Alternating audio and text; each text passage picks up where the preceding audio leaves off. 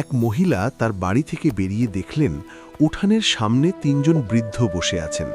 তিনি কাউকেই চিনতে পারলেন না, তাই বললেন, আমি আপনাদের কাউকেই চিনতে পারলাম না, তবে হয়তো আপনারা ক্ষুধার্ত। ভিতরে আসুন, আমি খাওয়ার ব্যবস্থা করছি। তারা জিজ্ঞেস করলেন, বাড়ির কর্তা কি আছেন? মহিলা বললেন, না, তিনি বাইরে গেছেন। তাহলে আমরা আসতে পারব না, তারা বলল। সন্ধ্যায় বাড়ির কর্তা ফিরে এসে সব শুনলেন। তিনি বললেন, যাও, তাদের বলো আমি ফিরেছি এবং ঘরে আসার জন্য আমন্ত্রণ জানাচ্ছি। মহিলা বাইরে গেলেন এবং তাদের ভেতরে আসতে বললেন, তবে তারা বললেন, আমরা এভাবে যেতে পারি না।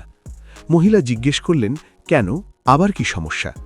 বৃদ্ধদের মধ্যে একজন বললেন, আমাদের একজনের নাম সম্পদ, আরেকজনের নাম সাফল্য, আমি হলাম ভালোবাসা। এখন আপনি সিদ্ধান্ত নিন আমাদের কাকে ভেতরে আমন্ত্রণ দেবেন। মহিলার স্বামী বললেন, চলো সম্পদকে ডাকি, আমরা ধনী হয়ে যাব। মহিলা বললেন, না, আমার মনে হয় সাফল্যকেই ডাকাই উচিত।